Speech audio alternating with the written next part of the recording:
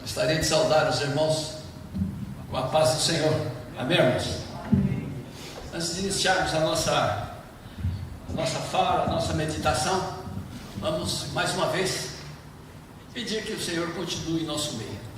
Senhor nosso Deus e nosso Pai, muito obrigado ao Pai por esse privilégio de estar à frente do Teu trabalho, trazendo a Tua mensagem, Senhor. E pedimos que os nossos corações abertos, Senhor, continue no nosso meio, Senhor. Que o Teu Espírito não permita que nós falemos, mas sim que o Teu Espírito fale por nós, Senhor. Perdoe, Senhor, os nossos pecados e faça que as lições que vamos aprender, os exemplos que nós vamos ter, sirvam de exemplos para nós também, Senhor.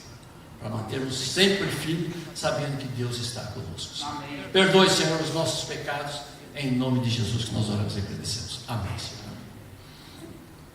Bom, irmãos, então dando sequência no nosso aprendizado com a caminhada de Caleb junto com o povo hebreu rumo à terra prometida. Então eu diria que nós estamos caminhando junto com ele. Nós chegamos em Cades Barneia.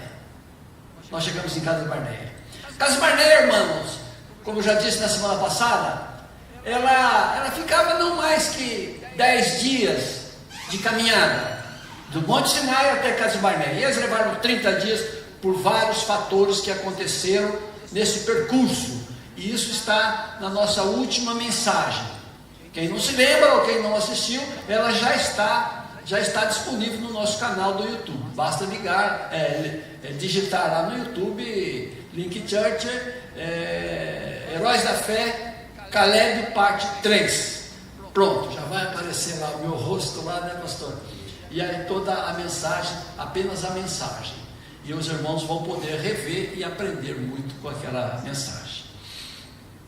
O que parecia, então, irmãos, muito fácil, porque Cades Barneia ficava não mais que 2 quilômetros da terra prometida. Então, aparentemente, tudo era muito fácil. O único obstáculo complicado, ou seria o 2 obstáculos mais complicados a olhos humanos, seria eles transpor o Rio Jordão, o que não seria problema para quem tinha transposto o Mar Vermelho. Isso dissemos na semana passada. E romperem as muralhas de Jericó. Esses seriam os 2 problemas. O que não seria, talvez não, o que não seria problema para eles. Deus já tinha feito maravilhas no meio deles. E, no entanto, aquilo tornou-se um grande pesadelo. Aquela entrada que estava muito fácil, levou simplesmente mais 38 anos de peregrinação naquele deserto escaldante. Eles já tinham peregrinado até Cades Barneia 2 anos. Saíram do Egito até chegar a Cades Barneia foram 2 anos. Considere-se que eles ficaram 1 ano acampados no Monte Sinai. Então, eles andaram praticamente 1 ano apenas. Agora eles tinham que andar mais 38 anos. E a pergunta que fazem até os dias de hoje é aquela que nós fizemos na semana passada. O que esse povo fez de tão rebelde, de tão grave, a ponto de uma punição dessa? Eu diria que todo o pecado que o povo hebreu cometeu, irmãos, antes do Monte Sinai, eles foram perdoados por Deus, dona Marina. Porque depois do Monte Sinai, não mais. Porque até então, até no Monte Sinai, eles não tinham noção do que era pecar contra Deus. Eles estavam escravizados no Egito há 400 anos. Ficaram escravizados. Eles perderam toda a noção do Deus de Abraão, de Isaac e de Jacó. Então, até o Monte Sinai, pastor, eles não tinham compromisso de pecar contra Deus. Porque eles não tinham uma referência do que era pecar contra Deus. No Monte Sinai, Deus deu uma referência a eles. Então, do Monte Sinai para frente, a história mudou. Agora vocês têm consciência do que é pecar contra mim. E aí que a coisa pegou. E como nós vimos na semana passada, eu apelo aos irmãos, revejam o estudo. E o povo então chega em Cades Barneia. uma liderança totalmente conflitante, como nós vimos na semana passada. Uma briga, uma disputa por poder, um querendo tomar o poder de Moisés, o outro também, um complô para derrubar o então líder instituído por Deus, que era Moisés. Nós vimos também um povo que não reconhecia os grandes feitos por Deus por eles. Eles não reconheciam todos os grandes feitos de Deus. E para piorar a situação, eles sentiam saudade da escravidão do Egito. Eles queriam voltar para o Egito. Olha que loucura nós pensar nisso. E o único, então, como nós já dissemos, tudo que parecia muito simples se tornou nesse pesadelo. E logo, quando chegaram em Cades Barneia, acamparam, se acomodaram ali, logo então eles se articulam e vamos escolher então espias, homens, para ir até a terra prometida e sondar como é que nós vamos fazer os nossos caminhos, por onde nós devemos ir. E aí tiveram a feliz ideia então de escolher então 12 espias. E nem sempre, irmãos, a coisa é do jeito que a gente planeja, e nem sempre acontecem as coisas do jeito que a gente quer. E aí o caso pegou para eles. Se nós nos basearmos apenas nos textos que trazem a respeito da escolha dos 12 espias, né, que está em Números 13, a sensação que nós vamos ter quando nós lemos número 13 é que foi Deus que orientou-os a escolher os 12 espias. Nós temos em número 13 até o nome dos 12 valentes. Foi um valente de cada tribo. Tem ali o nome daqueles valentões ali que foram lá para a terra prometida. Está o nome do nosso querido Caleb. Nosso querido Caleb foi o valente escolhido da tribo de Judá. E Josué da tribo de Efraim. Tranquilamente. Se nós basearmos apenas em número 13, a sensação que nós temos, e vamos ter, né, quem tem mais familiaridade com a Bíblia, já leu muitas vezes esse texto, nós vamos ter, é que a escolha dos 12 espias foi da vontade de Deus. Mas não, irmãos, não. A escolha dos 12 espias não foi da vontade de Deus. Ela foi simplesmente uma petição do povo a Moisés. Foi o povo que foi a Moisés e pediu que ele escolhesse 12 espias, 12 valentões, um de cada tribo, para ir à terra prometida. Note que Moisés disse, nós vamos ver o que foi que Moisés nos disse 38 anos depois desse acontecimento. 38 anos depois desse acontecimento. Olha lá, Henrique, primeiro texto. Deuteronômio 1, nós faremos a leitura do verso 22 ao verso 23. E está escrito assim, Deuteronômio 1, 22, 23. Então, prestem bem atenção e vamos acompanhando aí. Então, todos vos chegastes a mim e dissestes, mandemos homens diante de nós, para que nos espiem a terra e nos digam por que caminho devemos subir e a que cidade devemos ir. Verso 23. Isto me pareceu uma boa ideia. Olha aí, Moisés. De maneira que eu escolhi no meio de vocês 12 homens, um de cada tribo. Mantenha projetado, Henrique. Um de cada tribo. Os irmãos notaram aí o que disse Moisés? Que foi ele que escolheu os 12 homens por vontade do povo.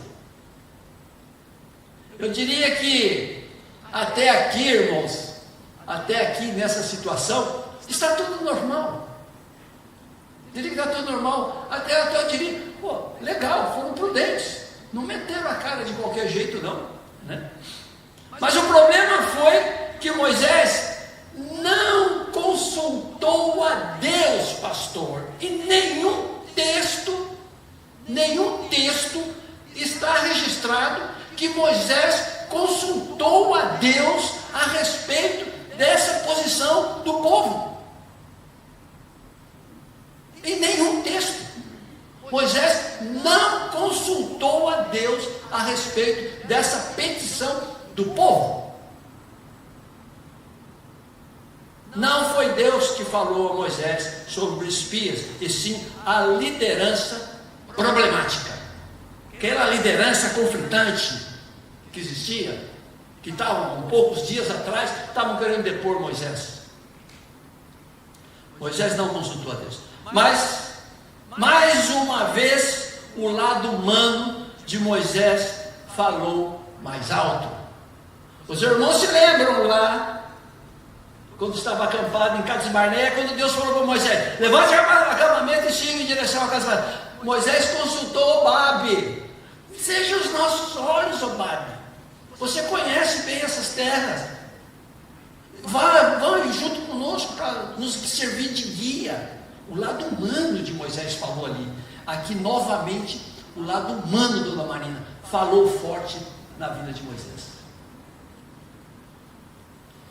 Eu já disse, mas eu repito, nosso querido Caleb foi o escolhido da tribo de Judá, e Josué da tribo de Efraim. Eu acho que eu falei errado, da tribo de Efraim.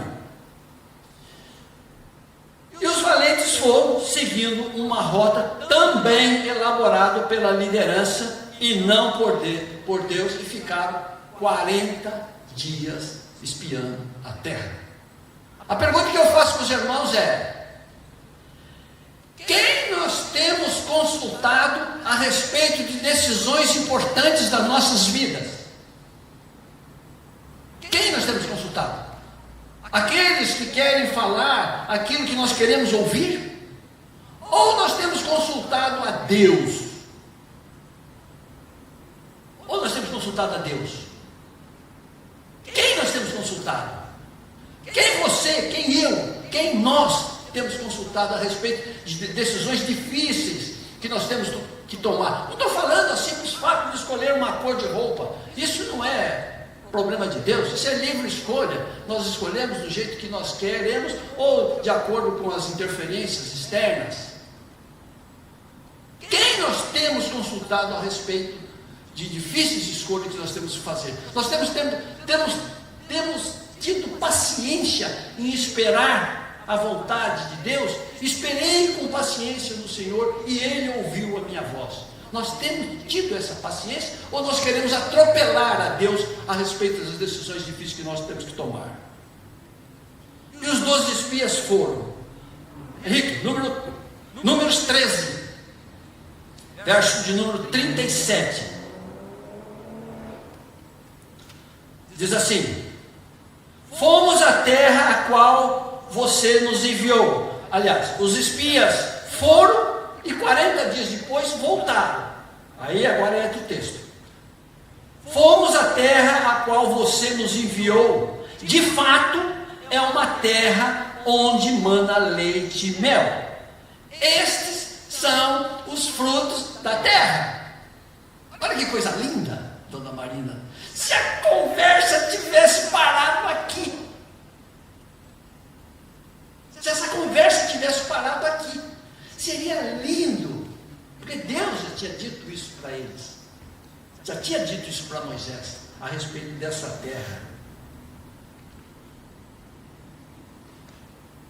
Fomos à terra, olha não mais uma vez aqui, ó, o pessoal condenando Moisés. Fomos à terra a qual você nos enviou.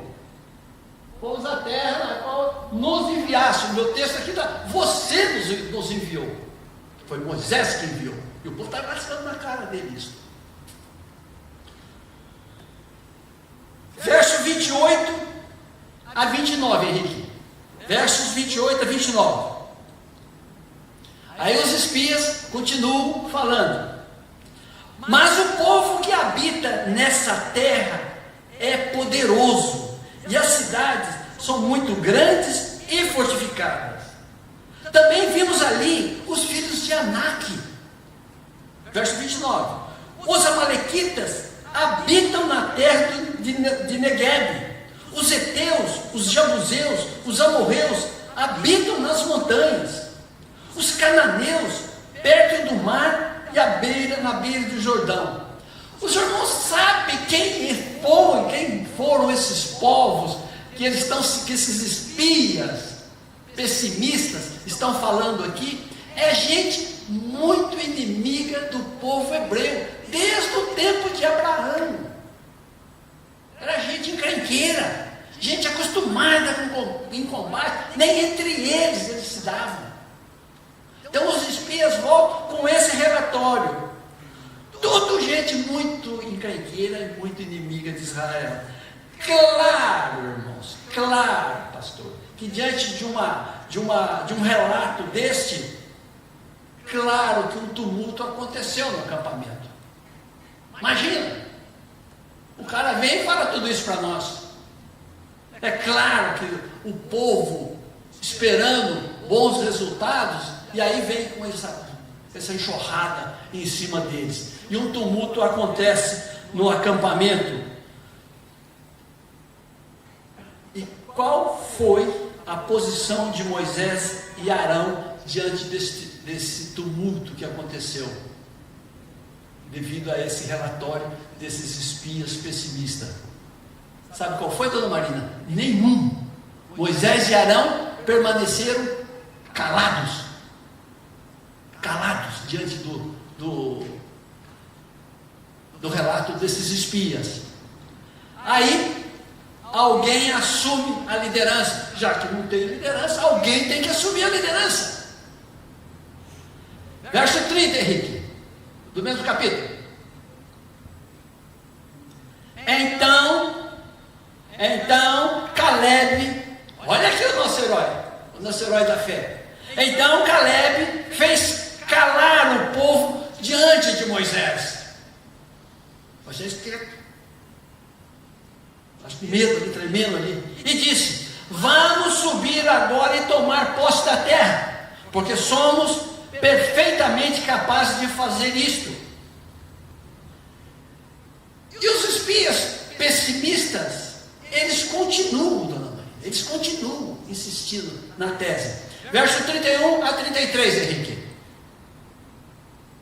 Verso 31 e 33. Então olha os espias pessimistas, não podemos atacar aquele povo, porque é mais forte do que nós.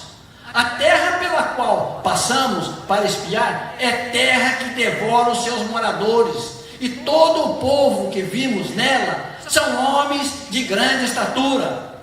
Também vimos ali os filhos de Anak, que são como gigantes, e nós somos gafanhoto, assim também a eles, e nós também nos enxergamos como gafanhotos diante deles. Olha que horror! Olha que horror! Moisés e Arão calados. Moisés e Arão calados. Diz o texto, irmãos, ou o texto, que uma choradeira aconteceu no acampamento. A choradeira foi tão grande que o pessoal rasgava as roupas deles, se atiravam no chão, se blasfemavam, dizendo: o que Deus fez conosco? Será que Ele trouxe nós desse lugar para nós sermos pisados como gafanhotos? Será que eles vão transformar os nossos filhos em escravos, as nossas crianças em escravos? Vão violentar as nossas mulheres, as nossas filhas? E começaram vão voltar embora para Israel, aliás, para o Egito. Vamos voltar para o Egito, vão derrubar esse Moisés aí, porque ele é maluco. Vamos derrubar Moisés e vamos voltar para o Egito. Diante desse quadro caótico, diz o texto em Números, que nós não vamos ler, que Moisés e Arão, ao invés de assumir o comando, o que eles fizeram? Se prostraram em terra, com o rosto em terra, e choraram. Eles não prostraram em terra, pastor, clamando a Deus. Eles prostraram em terra, chorando, praticamente concordando com o que aqueles espias pessimistas tinham dito. Se acovardaram os dois. Josué entra em cena, endossando as palavras do nosso querido Caleb. Diante do quadro, o quadro era caótico. Quadro caótico. Números 14, 7 a 9.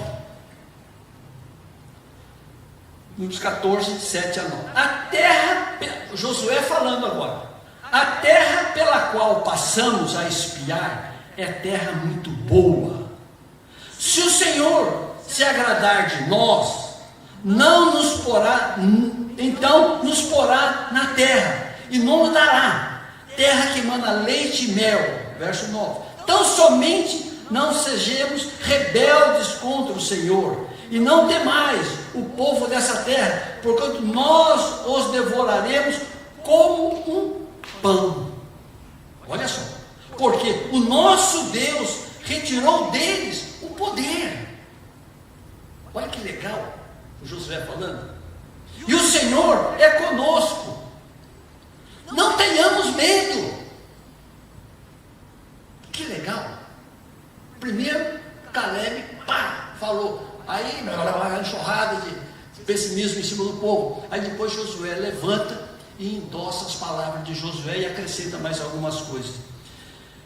E claro que o povo, sem uma liderança e enfurecidos, toma uma decisão radical.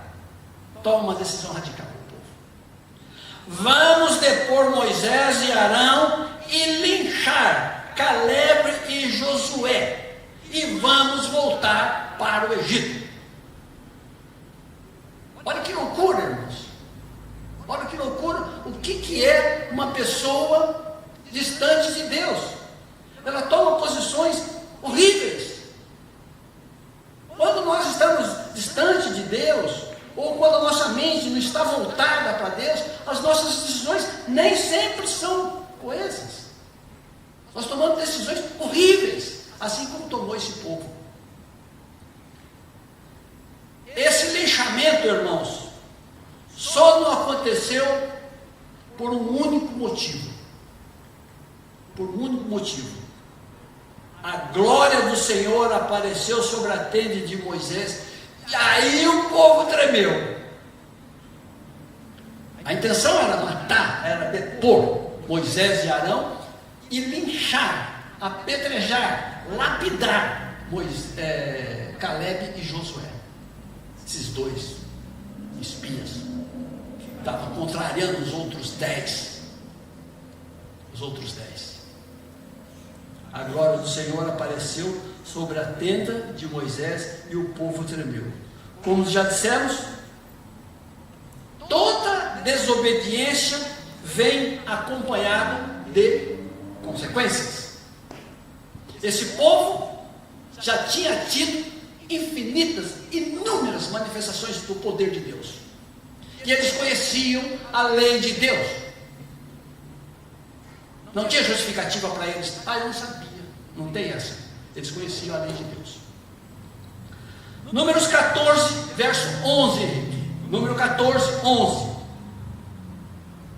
E o Senhor diz a Moisés na tenda: até quando me provocará este povo? E até quando não crerá em mim? Apesar de todos os sinais que eu fiz no meio deles. Irmãos, aqui nós vamos abrir um parênteses, que nós temos que entender o que diz o contexto. Se nós continuarmos lendo esse verso aqui em Números 14, nós vamos ter uma sensação de um diálogo entre Deus e Moisés. Esse diálogo não aconteceu. Esse diálogo está aí apenas para explicar algumas coisas, para facilitar o entendimento. Mas esse diálogo, naquele momento, não aconteceu com Moisés e Arão, que estavam na tenda, com o rosto também em terra. Porque ninguém poderia ver encarar Deus cara a cara. Nenhuma vez que Deus falou com Moisés no Monte Sinai, Moisés encarou Deus. Não. Todas as vezes que Deus falava com ele, ele colocava o rosto em terra e apenas ouvia. Foi o caso aqui. Sempre que uma orientação, sempre que lemos um texto bíblico, irmãos, e esse texto está meio conflitante, nós temos que ir no contexto. Temos que ir no contexto. Porque às vezes ele é injetado no meio dos textos explicações que às vezes nós transformamos. Esse caso aqui. Não aconteceu esse diálogo aí. Jamais, em hipótese alguma, Moisés iria influenciar a Deus. Quem seria Moisés para tentar influenciar a Deus? Não, Senhor, não faz isso com o povo, não, faz isso, faz aquilo, faz aquilo. Não. Em hipótese alguma, Moisés não tentou influenciar a Deus. Não. Moisés jamais iria ousar influenciar a Deus. Moisés ouviu tudo calado, tanto ele quanto Arão. Moisés, 38 anos depois desse fato da tenda, ele reproduz a geração que iria entrar, o porquê Deus não permitiu que seus pais, seus tios, seus avós não entraram na terra prometida. Nós sabemos que entrou na terra prometida apenas a geração que nasceu de Cades Barnea para frente, ou que nasceu durante a peregrinação, aquela geração criança que nasceu durante a peregrinação. Dos adultos que chegaram em Cades Barnea, apenas, guarde bem isso, os adultos que chegaram em Cades Barnea, dos homens, olha a proteção de Deus protegendo as mulheres aí. A turma fala que a palavra de Deus é muito machista, né? Não. Dos homens adultos acima de 21 anos que chegaram em Cades Barnea, apenas Caleb e Josué entrou na terra prometida. Entrou na terra prometida uma nova geração, ou seja, aquela geração que nasceu durante a peregrinação no deserto. E não entrou, demorou muito, né? E Moisés então conta 38 anos depois o porquê os seus parentes não entraram e o porquê também ele não iria entrar na terra prometida. Deuteronômio 1:34, Henrique. Agora a leitura é um pouquinho maior. Deuteronômio 1, de 34 a 40. Eu vou ler aqui numa tradução que vai estar um pouco diferente da nossa aqui está na Ferreira de Almeida.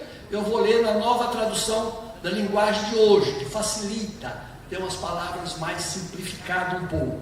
Então, o texto é o mesmo, o contexto é o mesmo. Deuteronômio 1, 34 a 40. Quando o Senhor Deus ouviu as queixas que vocês estavam fazendo, ele ficou irado e fez esse juramento. Verso 35. Vocês, israelitas, são um povo mau, por isso, nenhum de vocês que é adulto verá a boa terra que eu prometi aos seus antepassados. Verso 36. Somente Caleb, filho de Jefoné, verá essa terra. Caleb foi sempre fiel e obediente a mim. Numa outra tradução, não sei se nessa aqui diz, ele tinha um outro espírito, ou seja, ele tinha o meu espírito, o Espírito de Deus na vida dele. O Senhor, e por isso darei a ele e aos seus descendentes a terra por onde ele andou. Verso 37. E foi por causa de vocês, olha só esse texto, irmãos. E foi por causa de vocês que o Senhor ficou irado comigo. Olha Moisés falando aí. Também, e me disse: você, Moisés, também não vai entrar na terra prometida. O seu ajudante Josué, filho de Num, é que vai entrar em seu lugar como líder. Aqui eu estou acrescentando. Anime-o, pois ele vai comandar o povo de Israel na conquista da terra prometida. Verso 39. Depois disse a todos nós: Os seus filhos são crianças e não sabem a diferença entre o que é certo e o que é errado. E vocês estavam pensando que eles iam cair nas mãos dos inimigos, mas eles, os seus filhos, entrarão na terra prometida. Eu lhes darei essa terra e eles serão donos dela.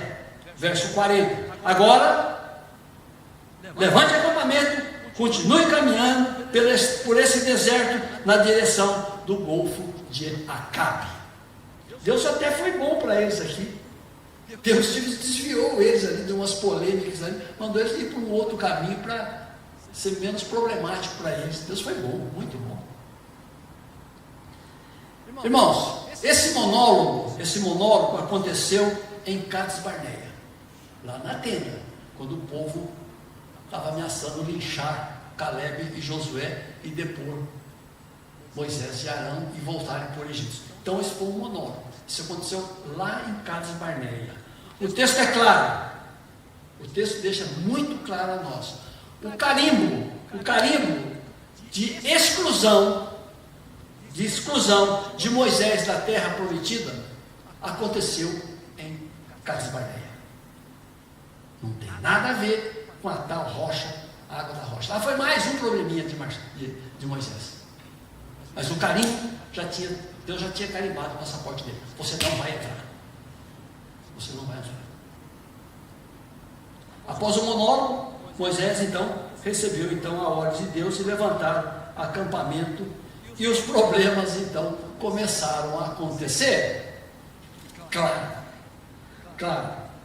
Logo para frente um pouquinho, o rei de Edom, que era um paizinho ali que tinha no meio ali, que não era fraco, não permitiu que o povo seguisse pelas terras de Edom. Não, vocês não vão passar por aqui.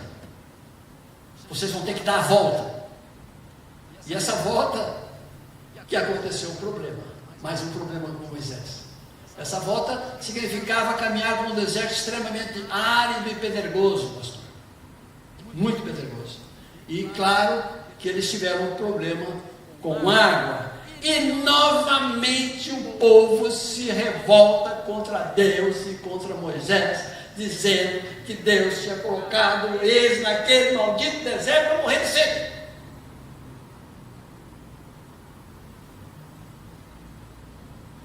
E eles seguiram um pouquinho mais para frente e acamparam então em Meribá, famosa Meribá.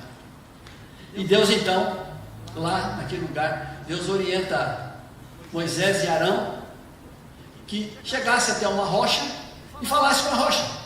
E aquela rocha da rocha iria fluir águas. Então, e Moisés não falou simplesmente com a rocha. Moisés bateu na rocha. Eu faço e coloco na posição de Moisés. Me coloquei na posição de Moisés. Moisés, àquela altura, já sabia que não ia entrar na terra prometida. Já sabia que não ia entrar na terra prometida. Moisés estava enjoado já de ver a dureza do coração daquele povo. E se rebelando contra o povo, e agora novamente querendo rebelar contra ele, novamente querendo depor ele e voltar para o Egito. Então Moisés estava extremamente irritado com tudo aquilo que estava acontecendo. Por isso que ele bateu na rocha em vez de falar. Então, mais uma desobediênciazinha de Moisés, que é insignificante. Isso para Deus não faz nada. Não faz nada. Perto do que ele já tinha feito para trás. Em substituir Deus por Obabe, em ficar quieto diante de toda aquela rebelião, em escolher os espias, fazer isso. Isso foi que foi grave, gravíssimo na vida de Moisés. Não esse problema de Meribá. A turma pega esse problema de Meribá, tira do contexto e coloca como: Moisés não entrou porque bateu na rocha em vez de falar. Que isso? Irmãos,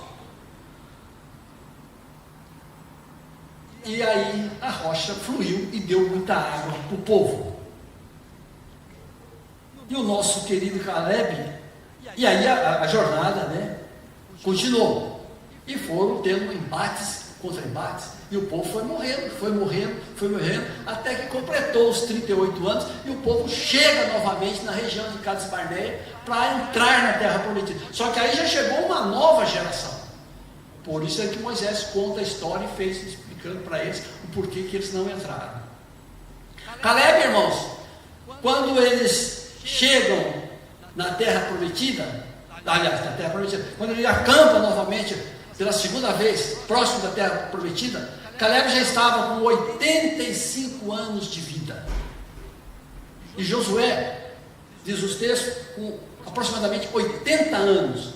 E o texto dá um detalhe importante: em pleno vigor, dona Maria. Em pleno vigor. Caleb 85, Josué 80, nessa faixa aí. E Caleb, depois de muitos combates, né? E a entrada, claro, a entrada não foi assim, chegou, abriu a porta e entrou. Não, tiveram embates, levaram mais de 5 anos para conseguir assumir toda a terra. Eles viram vários embates, tinha um povo bravo ali, um povo valente, acostumado com guerra. Eles levaram aproximadamente 5 anos para tomar totalmente a terra prometida, expulsar as pessoas, ou aniquilar, sei lá que. E diz o texto então que Caleb, depois de muitos combates, assume a sua porção na terra prometida com sua família. E diz o texto também que ele prosperou muito economicamente, e não só de bens materiais, como também aos olhos de Deus. Caleb foi extremamente próspero. Não sabemos com quantos anos ele morreu. Nós não sabemos, a Bíblia não nos informa com quantos anos. A Bíblia nos informa que Josué, após 25 anos na terra prometida, ele morreu. Ele morreu. E o povo então passou a ser liderado por juízes indicados por Deus. Às vezes as pessoas podem perguntar, mas por que então que Deus não escolheu Caleb em vez de Josué, sendo que Caleb foi o que mais brigou a respeito de entrar na terra prometida? Porque talvez, no meu ponto de vista, talvez porque Josué era mais erudito, era mais letrado, e ele já vinha acompanhando Moisés desde a saída do Egito. Ele tinha mais noção de liderança.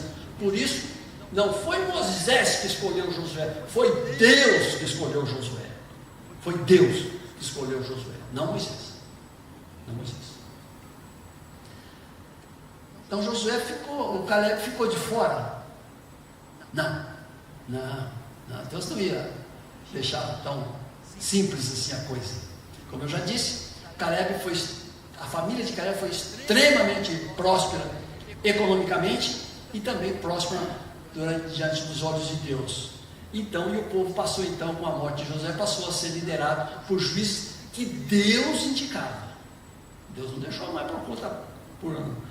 Os irmãos se lembram quem foi o primeiro juiz indicado por Deus? Os irmãos se lembram? O nome dele foi Otoniel. Sabe quem foi Otoniel? Genro de Caleb. Otoniel era casado com uma filha de Caleb. Olha aí Deus premiando a descendência de Caleb. Olha aí Deus premiando, abençoando a descendência de Caleb. O primeiro juiz nomeado por Deus foi um genro de Caleb. Caleb já era morto nessa época. Ele não viu essa posição. Irmãos, eu confesso que quando eu terminei esse, eu diria resumo, né, desse estudo, uma pergunta ainda estava em minha mente. Como pode um homem como Moisés não ter entrado na terra prometida? Essa pergunta fica na mente da gente. Puxa vida, Deus foi muito duro com Moisés, ele ter aguentado toda aquela barra pesada, e aí por conta de algumas falhas ali, Deus não permitiu que ele entrasse na terra prometida. Essa pergunta ficou na minha mente.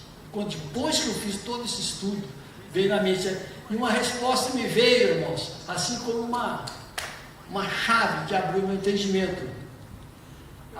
a resposta que me veio, me levou a novamente no contexto a ler cuidadosamente algumas falas. Leia a resposta que me veio, leia cuidadosamente as últimas falas do meu servo Moisés, e verás que ele, em nenhum momento de sua vida, ele transferiu os seus erros a outra pessoa. Moisés errou, ele tinha plena consciência que ele errou. Nesse texto que nós lemos lá de Deuteronômio 1, ele falando, isso me pareceu bom aos olhos. Naquele momento, ele confessa, naquele momento lá atrás, pareceu que era bom, mas hoje eu estou vendo que foi a maior borrada da minha vida. O meu servo Moisés assumiu sozinho os seus erros. Ele não transferiu responsabilidade para ninguém. E sim, o meu servo Moisés entrou na terra prometida e se encontrou no monte da transfiguração com aquele que não cometeu nenhum deslize. Moisés entrou sim na terra prometida. E digo mais, entrou primeiro que o povo, porque ele entrou em espírito, ele entrou em glória também, e se encontrou com Jesus no monte da transfiguração, junto com os apóstolos Pedro, Tiago e João. Entrou lá, eles viram Moisés ali, e Moisés e Elias ali no monte da transfiguração. Sim, Moisés entrou na terra prometida em espírito e se encontrou com aquele que nunca cometeu nenhum erro. Amém, irmãos? E eu encerro aqui então esse ciclo de estudo a respeito da peregrinação do povo hebreu na terra prometida, até a terra prometida. E espero que as nossas decisões, seja ela qual for, ela esteja pautada em Deus, e que nós jamais podemos deixar que o nosso eu ou que interferências externas venham nos influenciar. Sim, Deus sim pode usar pessoas, Deus usa pessoas para nos orientar. Usa pessoas para nos orientar. Mas o inimigo também usa pessoas para nos influenciar. Da mesma forma que Deus usa pessoas, usa grandes servos dele para nos orientar, também o inimigo, copiando a Deus, ele usa pessoas também para nos influenciar. Então, o meu conselho é que nós temos que pautar as nossas decisões voltadas em Deus e saber se realmente é aquilo que Deus quer de nós. Amém, irmãos?